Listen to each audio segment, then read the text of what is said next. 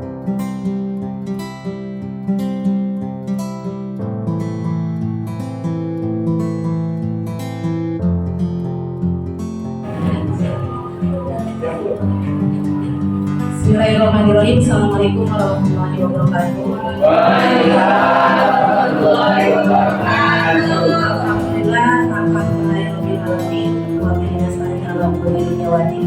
assalatu wassalamu ala yang terhormat Bapak Kepala Sekolah diwakilkan oleh Bapak Mas yang saya hormati, Bapak Guru SMK 1 Pandeglang. Pertama-tama marilah kita panjatkan bersyukur kepada Allah Subhanahu wa taala karena pada kesempatan kali ini kita bisa berkumpul lagi dalam rangka praktik baik atau diseminasi tentang budaya positif di SMK 1 Pandeglang. Merupakan tugas dari calon guru penggerak angkatan 9. Nah, perkenalkan saya duduk dari SPD. Saya akan di sini akan membagikan praktik baik tentang aksi nyata modul 1 terkait budaya positif. Baik, ini adalah fasilitator yang fasilitator saya dulu kemudian SPD, kemudian ada praktik dulu di luar. Nah, di dalam calon guru penggerak ini kami tidak hanya belajar banyak hal. Ini sudah merupakan 2 bulan kami melaksanakan pembelajaran di calon guru penggerak. Itu ada 3 modul yang akan nanti dipelajari. Nah, ini merupakan modul pertama, itu ada 4 modul yang kita pelajari. Dan yang terakhir ini merupakan modul budaya positif. Ya. Jadi yang pertama, modul pertama itu kita membahas tentang filosofi tentang Ki-Hajar Dewantara. Di mana di dalam pembelajaran Ki-Hajar Dewantara itu kita mempelajari tentang siswa atau murid-murid. Dan kita harus harus berpusat kepada siswa. Pembelajaran itu harus berpusat kepada siswa. Kemudian kita juga harus mengetahui kodrat alam yang dimiliki atau karakter siswa dan kodrat zaman yang siswa hadapi saat ini.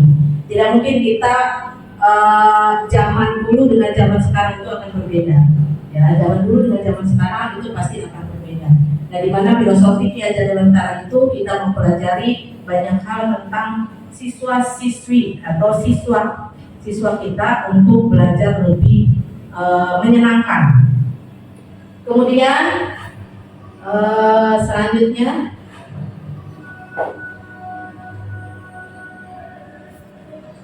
ini awal kami mempelajari tentang filosofi Ki-Hajar Dewantara. Mungkin Bapak Ibu sudah melakukannya. Semua itu pasti sudah melakukan. Guru-guru pasti sudah melakukan, tetapi kadang kita tidak paham arah ini maksudnya kemana. Dan pada saat kita mempelajari atau kita bergabung di kelas tentang guru penggerak itu akan dipelajari semuanya. Ini akan bagus untuk guru-guru yang lebih aktif, kreatif, dan inovatif nantinya. Kemudian itu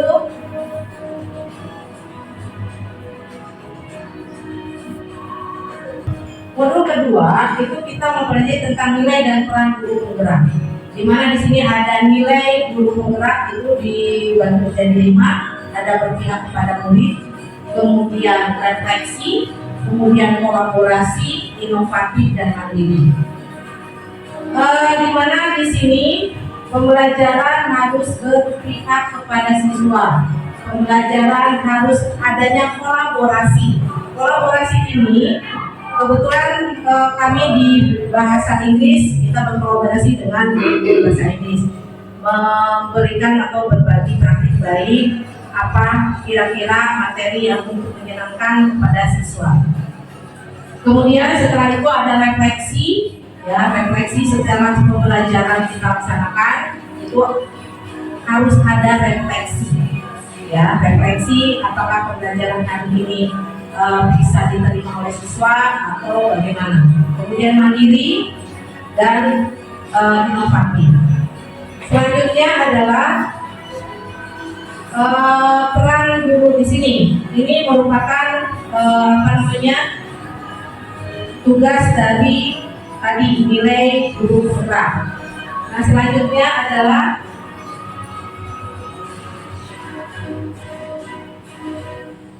ada peran guru penggerak. Di sini peran guru penggerak itu pembelajaran. Siapa yang menjadi pemimpin pembelajaran? Itu adalah kita. Ya, guru itu sendiri. Kemudian mendorong kolaborasi. Kolaborasi itu tidak hanya kita dalam mata pelajaran, tetapi berkolaborasi dengan semua guru yang ada di sekolah kita, baik guru produktif, adaptif, normatif, atau kita berkolaborasi dari segi pembelajaran. Kemudian menjadi coach bagi guru lain. Ya, menjadi coach berarti menjadi pemantau, ya, menjadi pemantau dengan guru lain. Kemudian mewujudkan kepemimpinan siswa. Banyak sekali kepemimpinan siswa yang sudah kita lakukan, yaitu di kesiswaan itu misalkan ekstrakurikuler, ya, dari pramuka, kemudian adiwiyata. Nah, itu menjadikan siswa-siswa kita itu lebih aktif. Kemudian menggerakkan komunitas praktisi. Nah, menggerakkan komunitas praktisi ini sebenarnya sudah kita lakukan, yaitu praktisi dan MBMP semua mata pelajaran, baik mata pelajaran produktif, kemudian pembelajaran adaptif, itu kita sudah lakukan.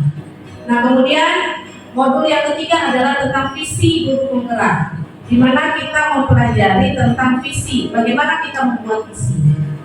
Nah, visi ini di dalam guru penggerak itu harus kepada objeknya siswa. Makanya saya buat di sini visinya tentunya peserta didik yang amat mulia, kemudian kreatif, unggul sesuai dengan profil belajar Pancasila. Ya, profil belajar Pancasila seperti kita ketahui ada 5 ya, termasuk gotong royong, kemandirian. Nah, kemudian dari visi guru penggerak itu prakarsa apa sih perubahan yang kita akan lakukan? Nah, di sini saya mengambil prakarsa perubahan yang saya lakukan itu adalah mewujudkan pembelajaran yang menyenangkan, berfokus kepada peserta didik, ya, sesuai dengan profil pelajar Pancasila. Nah, selanjutnya, nah ini merupakan contoh budaya positif yang sudah kita lakukan. Kenapa siswa melakukan atau berjalan sesuai dengan arahnya? Karena ini kita sudah sinkron dengan perusahaan dan dengan Budi jadi harus ada jalur masuk dan jalur keluar.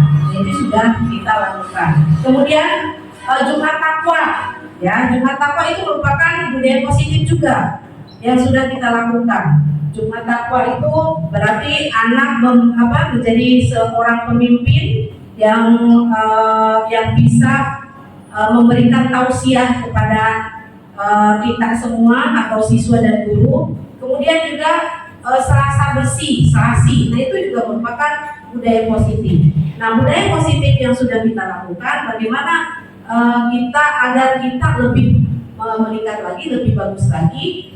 Contoh misalkan adiwiyata, masih ada lingkungan kita yang anak masih belum peduli, ya, terhadap kebersihan, buang sampah masih sembarangan. Walaupun kita melaksanakan Selasa bersih setiap minggu, tapi pada saat kita di lapangan itu masih ada anak-anak yang masih belum peduli terhadap lingkungannya itu sendiri.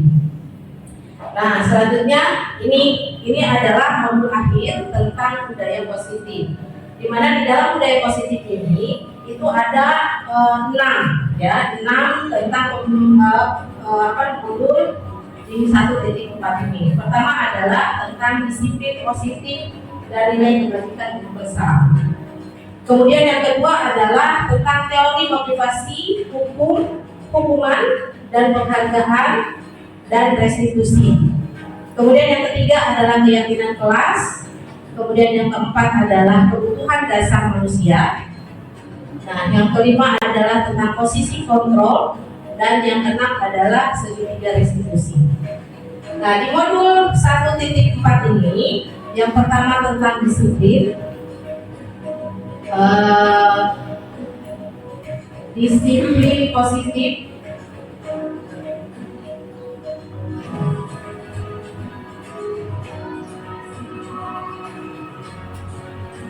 Nah, itu apa itu disiplin? Ya, disiplin itu berasal dari bahasa Latin, yaitu disiplin, yang artinya adalah belajar. Kita selalu belajar, terus belajar untuk mendisiplinkan, baik untuk diri kita sendiri atau untuk di lingkungan kita atau siswa kita. Nah, konotasinya dengan disiplin diri dari murid-murid itu dari Socrates dan Plato. Kemudian disiplin diri membuat orang menggali potensi menuju sebuah tujuan, yaitu tentang disiplin. Kemudian namun dalam budaya kita, makna kata disiplin itu telah berubah menjadi sesuatu yang dilakukan seseorang pada orang lain. Dan itu akan menyebutkan kata disiplin dengan ketidaknyamanan. Ya, kadang kita memberikan, kamu tidak menggunakan topi, itu merasa anak tidak nyaman. Tidak menggunakan topi, kemudian dipanggil oleh kita langsung menjas anak. Kenapa kamu tidak memakai topi? Kenapa kamu tidak pakai sepatu atau tidak pakai sandal? Nah, itu langsung biasanya guru itu langsung menjas siswa. Tidak peduli siswa itu seperti apa kondisinya. Nah, dalam guru penggerak ini kita harus tahu dulu, ya, tahu dulu tentang kondisi siswa. Kita harus menanyakan dulu tentang kondisi siswa itu sendiri. Nah, selanjutnya adalah, nah ini disiplin positif. Apa sih itu disiplin positif? Ternyata disiplin positif itu adalah suatu pendekatan untuk menerapkan disiplin dari dalam diri anak tanpa hukuman dan hadiah. Itu. Jadi disiplin positif perlu diterapkan baik dari lingkungan keluarga maupun lingkungan sekolah. Dengan menerapkan disiplin positif diharapkan tindakan kekerasan dapat dihindari. Ya, itu adalah merupakan disiplin positif. Nah, kemudian dari disiplin kita melihat nilai-nilai kebajikan. Nilai-nilai kebajikan ini adalah kalau misalkan anak ada rasa peduli, kemudian anak ada rajin, ada integritas, rasa hormat. Nah, ini contoh-contoh nilai kebajikan yang nantinya kita akan membuat keyakinan di kelas. Jadi pada saat kita akan membuat peraturan, ya, peraturan di kelas, itu kita libatkan dulu siswa-siswinya. Kita libatkan, kemudian kita diskusikan. Ini bagus untuk wali kelas, ya, bagus untuk wali kelas atau guru-guru yang bisa menerapkan keyakinan kelas. Karena dari nilai-nilai kebajikan ini, kemudian ada peraturan di kelas, kita gali. Jadi peraturan kelas itu siswanya itu sendiri yang akan membuat peraturan. Kita sebagai guru menuliskan, ya, apa saja peraturan-peraturan yang siswa itu akan tulis. Misalkan, Bu, tidak boleh makan di kelas. Nah, itu adalah peraturan anak-anak. Tidak boleh menggunakan topi. Tidak boleh. Padahal di dalam keyakinan kelas itu tidak ada kata tidak boleh. Kalau misalkan tidak boleh terlambat, ya, nanti akan ada kalimat positif di dalam pembuatan tidak boleh terlambat itu. Berarti anak tidak datang tepat waktu. Nah, selanjutnya itu, nah ini teori kontrol. Biasanya teori kontrol itu ada di guru. Ya, guru itu bisa menjadi pemburu. Ya, Jadi anak terlambat langsung duduk. Kenapa terlambat? Biasa kebiasaan kita. Kenapa terlambat? Yaudah kamu berdiri. Nah itu sebenarnya akan ada imbas dalam diri anak. Mungkin anak itu akan merasa dendam atau tidak nyaman, ya, atau dia merasa malu karena sudah melakukan kesalahan. Nah, kemudian bagaimana kita sebagai guru itu membuat orang merasa bersalah? Ya, membuat orang merasa bersalah itu bukan kitanya yang menyalahkan anak tersebut, tetapi anak merasa, oh ya saya salah. Kenapa salahnya? Saya datang terlambat. Jam berapa kamu datang berangkat dari sekolah? Saya berangkat sekolah jam 7.30. Masuk ke sekolah jam berapa? Jam 7.30. Berarti dari rumah jam 7.30 datang ke sekolah pasti memang terlambat. Nah itu bagaimana bahasa atau kata-kata yang akan kita sampaikan ke anak supaya anak tersebut tidak merasa dihukum, tidak merasa tersakiti hatinya. Kemudian kita juga bisa sebagai teman. Misalkan, ayo Lona atau Alfi, kenapa kamu terlambat? Ya kita sebagai teman, biasa kalau teman jangan terlambat. Nanti kalau terlambat begini-begini. Coba sih gunakan topiknya yang benar atau bajunya rapikan yang benar. Nah itu anak akan merasa, oh iya, saya merasa diperhatikan dan saya sebagai guru atau juga sebagai teman. Nah kemudian guru juga sebagai pemantau, melihat anak didiknya seperti apa anak didiknya itu. Kemudian guru juga sebagai bisa sebagai manajer, ya, sebagai manajer. Nah selanjutnya adalah di sini teori motivasi atau hukuman, penghargaan, posisi kontrolnya. Berarti dari teori motivasi ini untuk menghindari ketidaknyamanan atau hukum itu teori eksternal, ya. Kemudian mendapatkan imbalan dan penghargaan dari orang lain, termasuk juga terhadap eksternal, ya, dari eksternal, dan menghargai diri sendiri itu berarti tetap kepada intrinsik kita. Nah selanjutnya,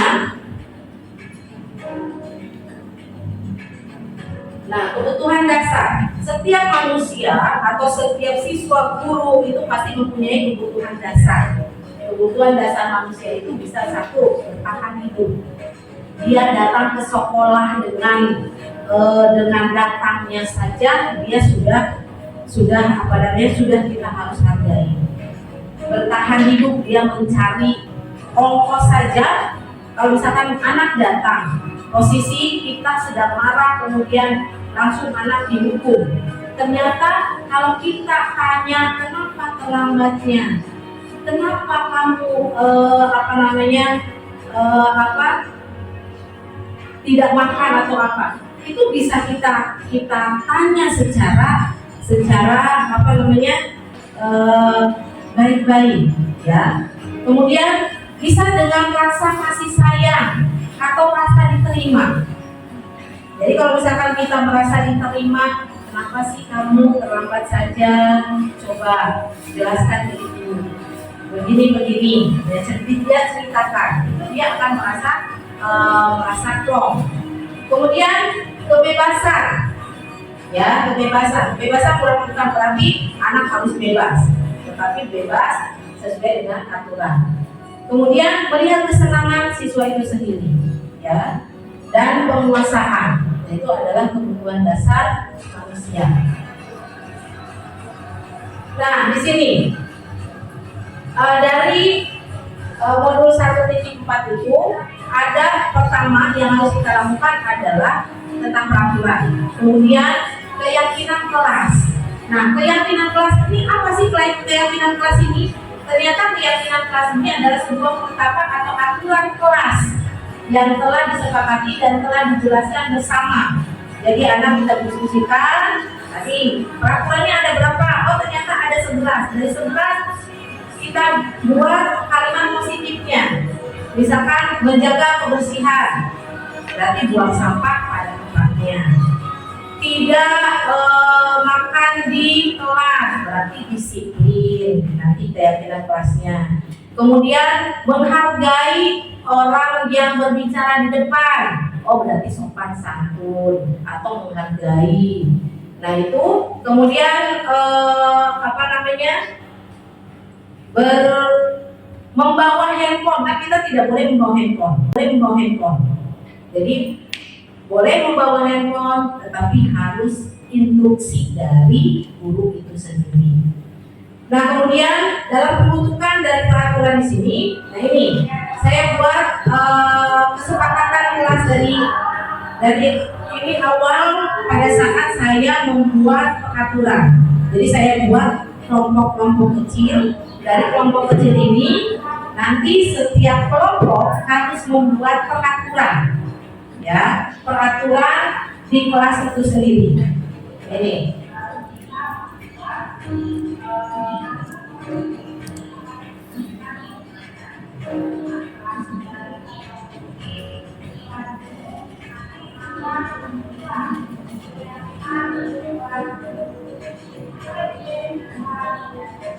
Nah, bisa keyakinan kelas ini setelah selesai bisa kita tempel di kelas itu sendiri. Jadi pada saat anak datang terlambat, apa keyakinan kelas kamu? Oh iya Bu, saya datang tidak datang terlambat, jadi tidak tepat waktu. Kalau tidak ada yang tidak piket, oh berarti dia sudah melanggar keyakinan kelas itu kebersihan, menjaga kebersihan. Oke, mari kita sudah membuat keyakinan kelas, kemudian kita sudah membuat tentang kalimat positif di dalam membuat keyakinan kelas.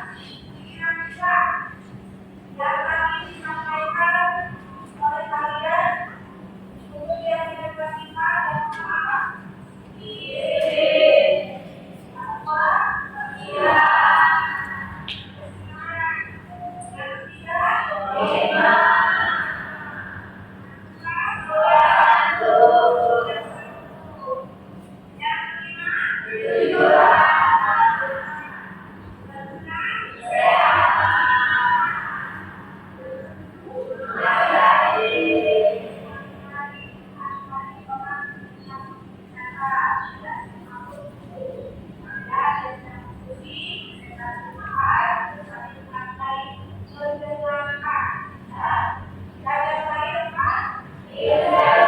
Nah ini kita buat ada 11 peraturan yang anak-anak sebutkan.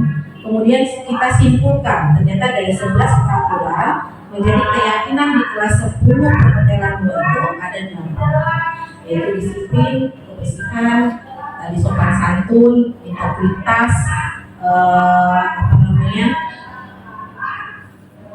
tepat waktu itu merupakan keyakinan kelas yang sudah disepakati oleh kelas 10 perhotelan 2.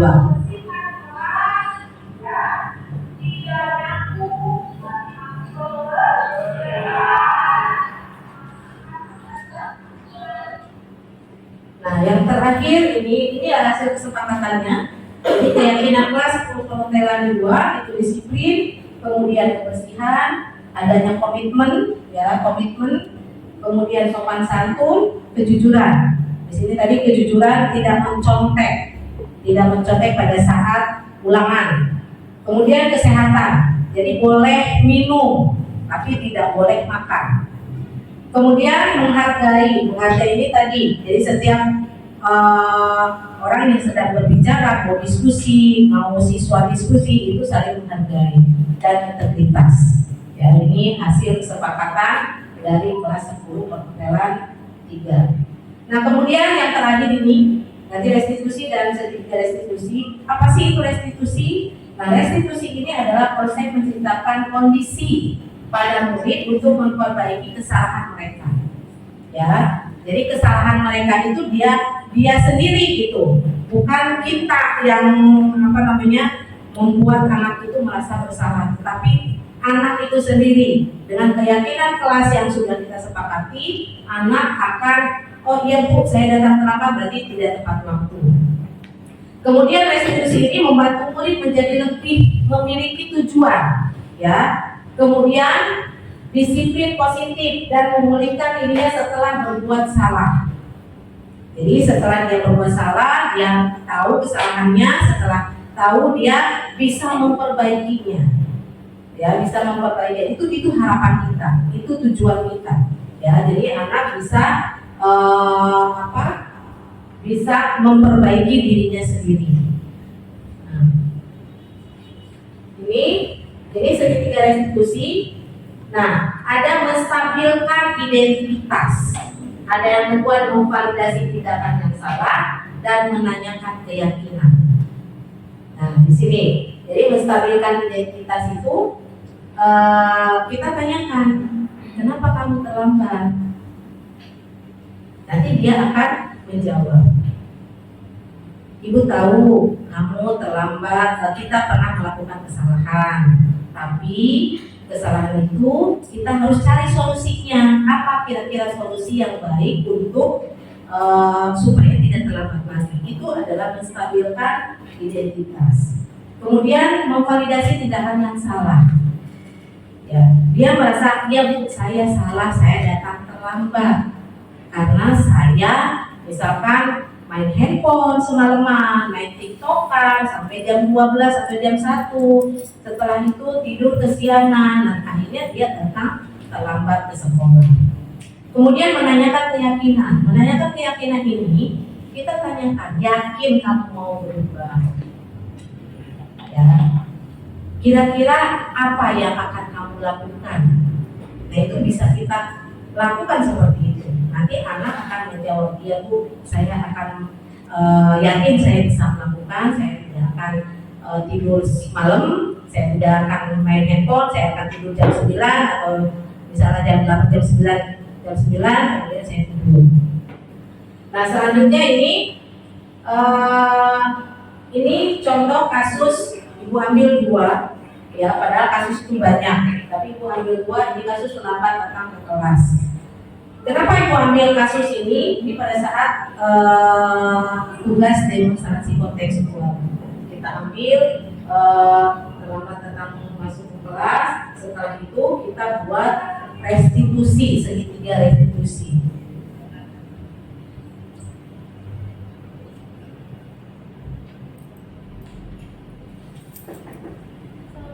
Waalaikumsalam. Nah, kita buat segitiga restitusi. Ya, betul. Silakan. Mungkin ini sering dilakukan oleh BP, ya. Jadi BP tidak, udah kamu duduk sini. Ini anak tidak merasa nyaman, tapi mempersilahkan dulu anak duduk, silakan dulu, buat nyaman dulu anaknya. Setelah anak sudah merasa nyaman, kemudian kita bisa berkomunikasi dengan baik. Dan ini sangat perlu juga dengan bapak-bapak dan ibu-ibu juga di sini sebagai wali kelas. Tidak langsung menjudge anak itu salah, ya. Kesalahan itu kita harus tahu dulu permasalahan anak itu apa. Lalu setelah itu kita kita buat keyakinannya. Ini adalah kasus yang kedua. Nah, itu membuang sampah sembarangan. Nah, kita harus peduli. Sebagai guru kan kita harus peduli melihat anak buang sampah, langsung kita tegur dengan baik, ya.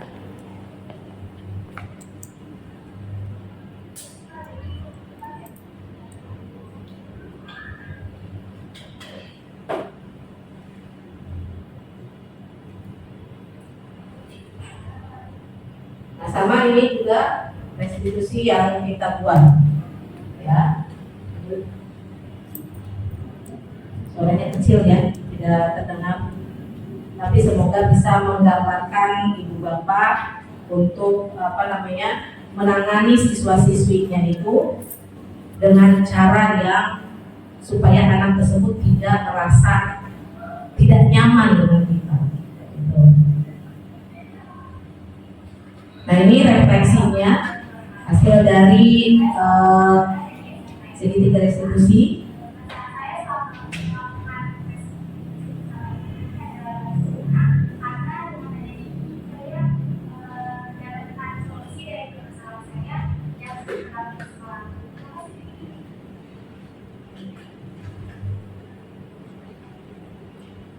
Ini refleksi yang kedua.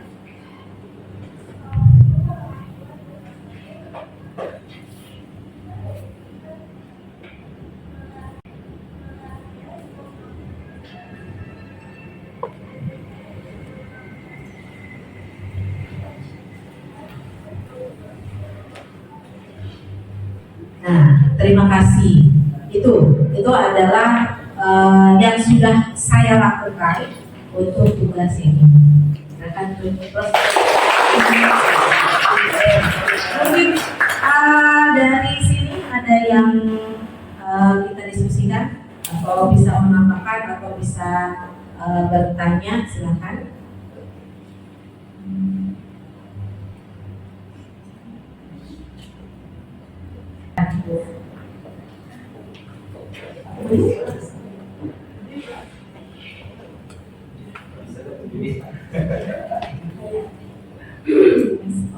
Terima kasih banyak Ibu untuk kesempatannya.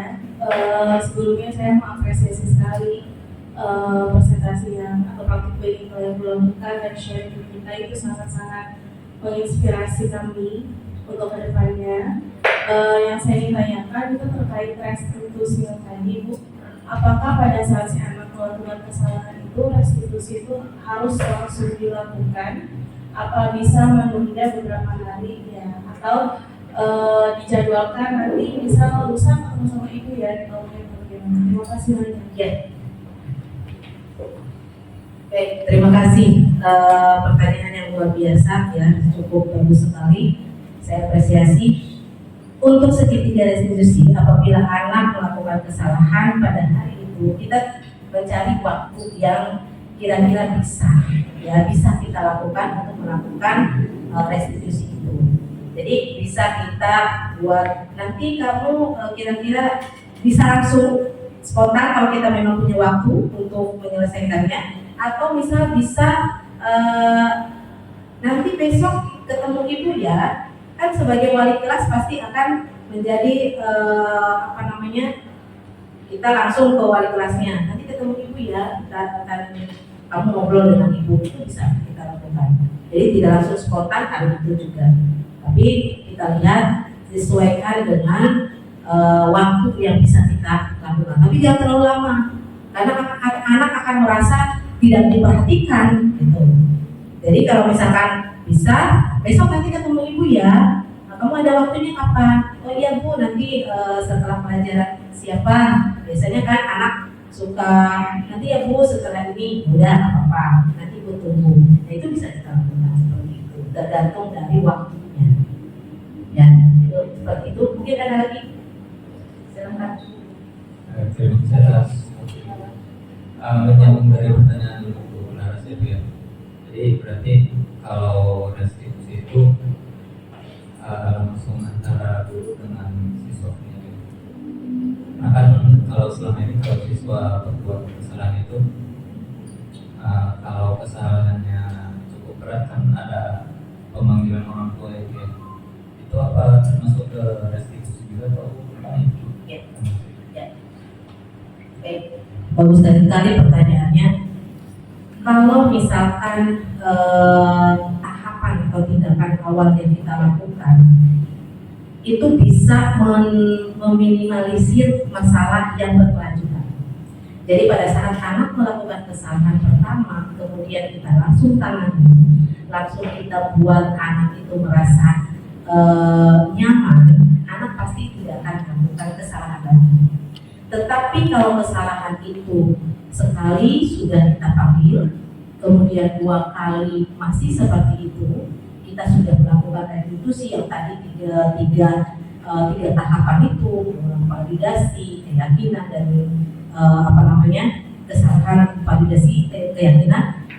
Kemudian masih saja tidak ada responnya, ya kita pasti akan kenapa nih anak ini kok sampai 2 kali ini dia masih melakukan kesalahan? Berarti kita harus mengisi. Kita harus tahu dulu kondisi anak yang sebenarnya seperti apa. Jangan sampai sudah 3 kali masalah, tidak ada pemanggilan, tidak ada ini, kemudian jebret anak langsung dibunuh. Itu tidak bisa seperti itu. Karena apa? karena kita tidak tahu masa depan anak kita itu seperti apa. Ya, mungkin dia sekarang melakukan kesalahan, tetapi kalau misalkan kita tahu titik masalahnya, akar masalahnya, kenapa dia melakukan seperti itu, kita akan bisa menyelesaikan masalah tersebut. Itu. Nah, kalau misalkan udah 2 atau 3 kali, nah kita panggil orang tua. Kita sudah kondisi, kita kemudian ketiga kali melakukan, kita panggil orang tua, bagaimana? Itu. Jadi tindakannya memang ada tahapan-tahapan. Jadi ini harapannya kalau sudah menggunakan restitusi ini, anak merasa saya memang mengakui kesalahan anak tersebut. Tapi kan beda, setiap anak pasti berbeda karakter. Nah itu, ya berbeda karakter, berbeda keinginan, tujuannya juga apa. Tapi kalau kita tidak harus menjadi manajer, kita bisa menjadi teman. Ayo, kenapa kamu suka terlambat? Kenapa kamu suka bolos? Alasannya kenapa? Biasanya ikut-ikutan. Atau bagaimana? Ayo lo, kan itu sebagai teman. Bagaimana dengan merasa anak itu nyaman untuk bercerita kepada kita, ya, bercerita kepada kita tentang masalah yang anak tersebut sedang hadapi. Itu pasti seperti itu. Ya, terima kasih. Ada lagi mungkin untuk diskusi?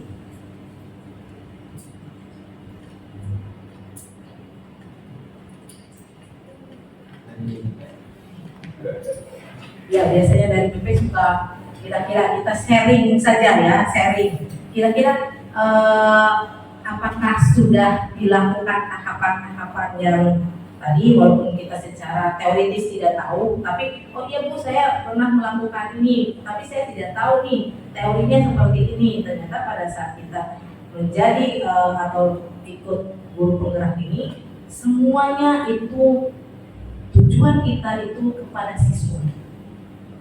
Ya, berpusat semuanya kepada siswa. Kalau dulu ibu mengajar, kita mengajarkan terus guru yang menjadi pusatnya, merasa anak itu tidak mampu, anak itu tidak bisa, hanya bisa menengah. Ternyata kita tidak bisa seperti itu. Ternyata anak zaman sekarang itu tidak mau mendengarkan guru yang banyak ngomong. Dia sudah boring, sudah ngantuk.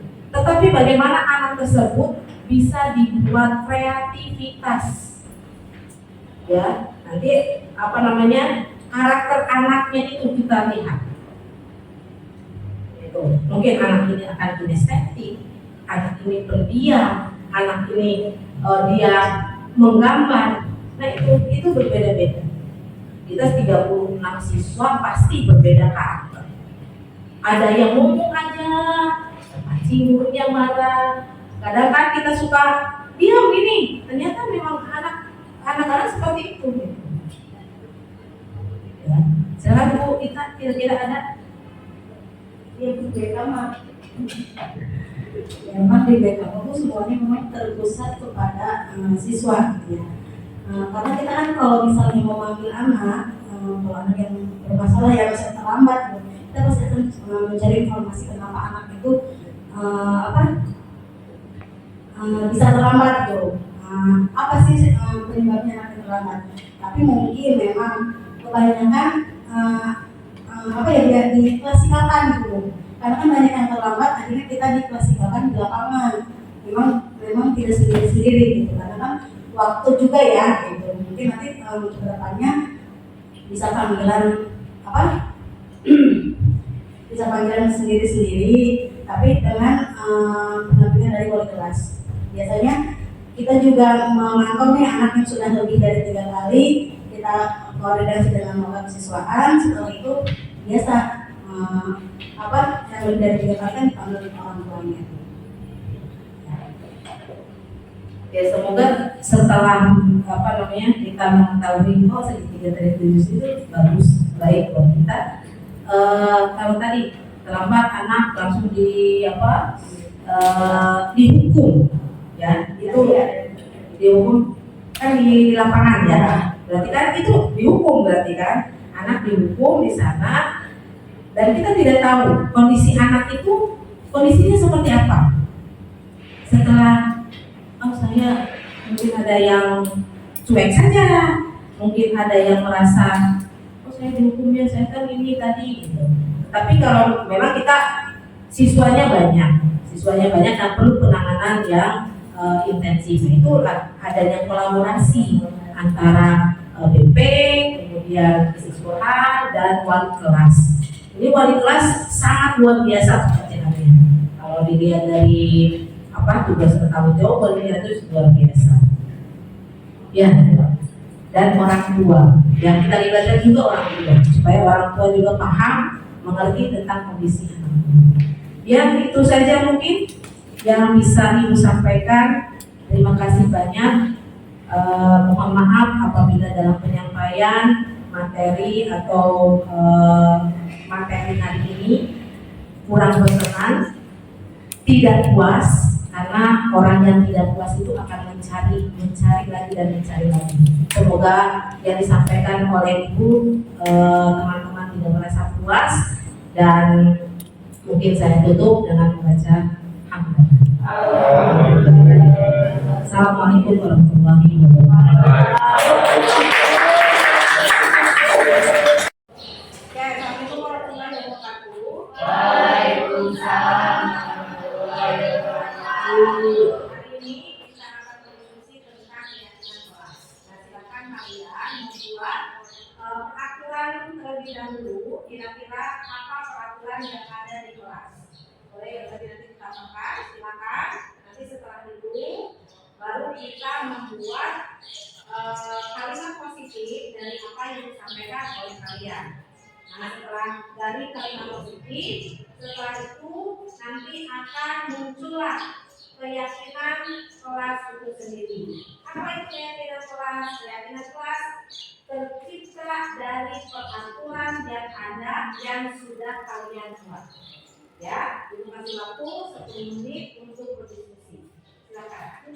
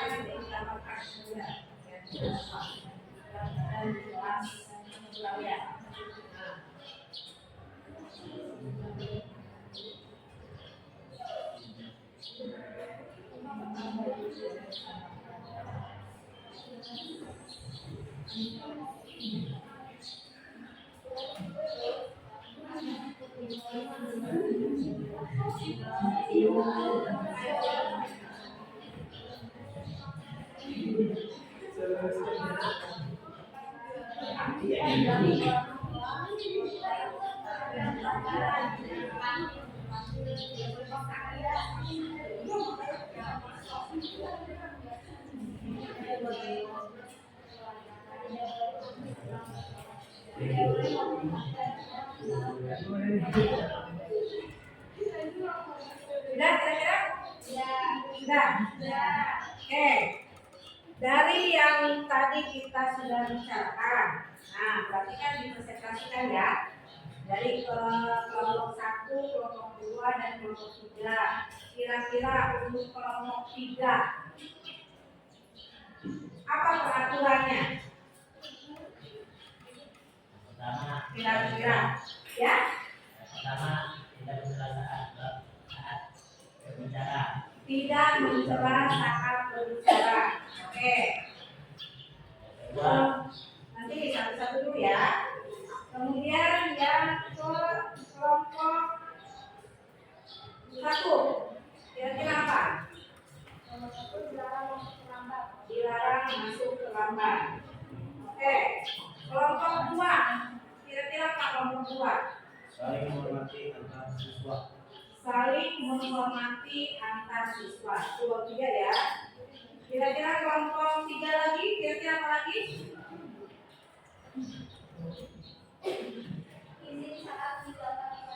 Izin saat meninggalkan kelas. Nomor 2, Tidak boleh ngobrol saat jam pelajaran.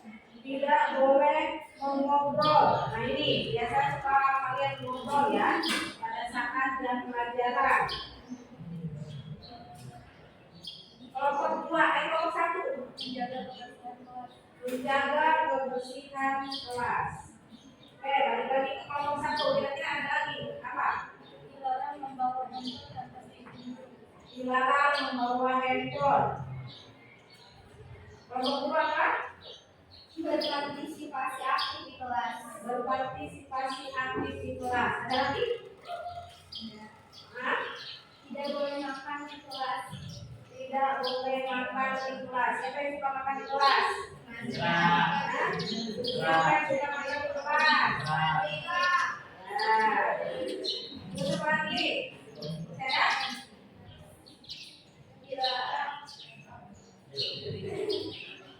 Dilarang dilarang make up berlebihan. Oke. Ada lagi? Kelompok 3, tidak boleh ribut saat belajar. tidak boleh ribut saat belajar. Ada lagi? Tidak menyontek saat ulangan. Tidak boleh mencontek saat ulangan. Nah itu. Jadi kalau dikatakan ini peraturan berarti ada berapa peraturan? 1, 2, 3, 4, 5, 6, 7, 8, 9, 10, 11 peraturan. Ya. Dari 11 peraturan itu kira-kira dilarang masuk terlambat. Apa kira-kira kalimat positifnya? Tadi tepat waktu. Ya, tepat waktu. Kalau menjaga kebersihan, menjaga membuang sampah pada tempatnya.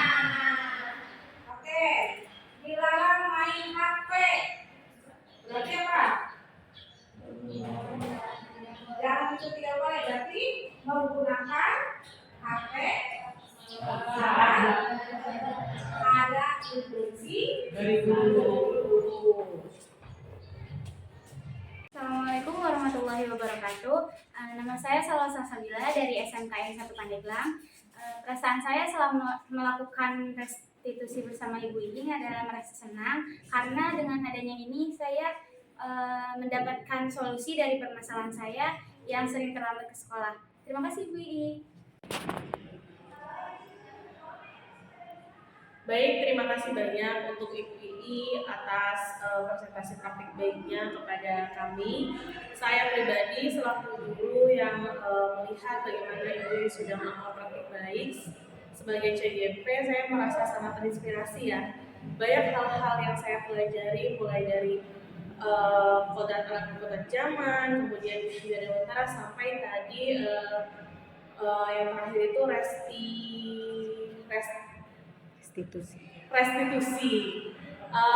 Hal-hal yang seperti itu tidak saya dapatkan dari beberapa sumber, tapi bisa saya dapatkan dari Bu itu sangat-sangat berharga.